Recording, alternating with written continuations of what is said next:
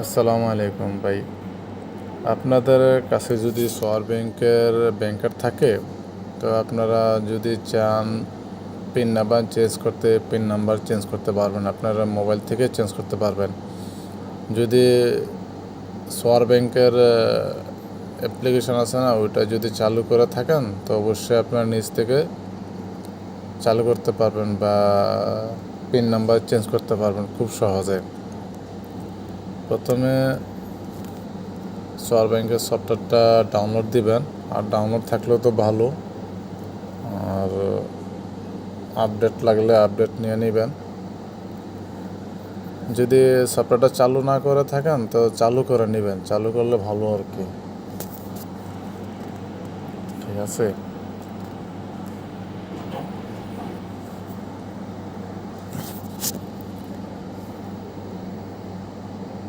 আমার সফটওয়্যারটা আগে থেকে চালু আছে, সব কিছু চালু আছে, এখন শুধু আমি ওপেন করে দেখবো আর কি।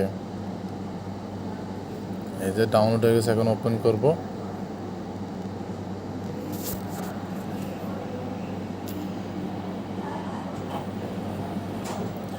এই যে আমার সফটওয়্যার চালু হয়ে গেছে, কারণ আমার আগের থেকে চালু করা ছিল, ইউজার নেম পাসওয়ার্ড এগুলো সব কিছু আছে। তো এখন আমি আমার পিন নাম্বার কীভাবে চেঞ্জ করব। পিন নাম্বার চেঞ্জ করা একবারে সহজ, একদম সহজ, যে কেউ চেঞ্জ করতে পারবেন যদি সফটওয়্যার চালু করা থাকে সোয়ার ব্যাংকের, বুঝছেন। তো এখানে যাবেন, এই যে এখানে দেখতেছেন কার্ড লেখা আছে, এই কার্ডে প্রেস করবেন। প্রেস করার পর একটু অপেক্ষা করেন, অপেক্ষা করে এখানে টাচ করবেন। এখানে টাচ করার পর যে এখানে ম্যানেজ কার্ড, এখানে টাচ করবেন।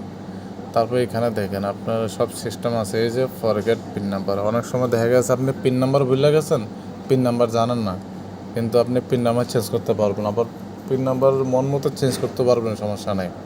ধরুন আপনি পিন নাম্বার ভুলে গেছেন, আপনার পিন নাম্বার জানা নেই, আপনি কীভাবে পিন নাম্বারটা বানাইবেন। এখানে যাবেন, এখানে ফরগেট পিন নাম্বার দিবেন, তারপর এখানে আপনার ব্যাংক কার্ডের উপরে দেখবেন 4641, তারপর এখানে 4টা, এখানে 4টা, তা 8টা নাম্বার এখানে মিলে দিবেন। তারপর আপনি এখানে যেটা মন চায় ওইটা পিন নাম্বার দিবেন। ঠিক আছে, আপনার মন মতো আপনি পিন নাম্বার দিতে পারবেন।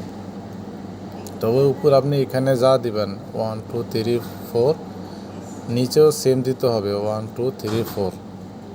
ঠিক আছে, তারপর এই যে ভেরিফাই, তারপর ভেরিফাই দিবেন।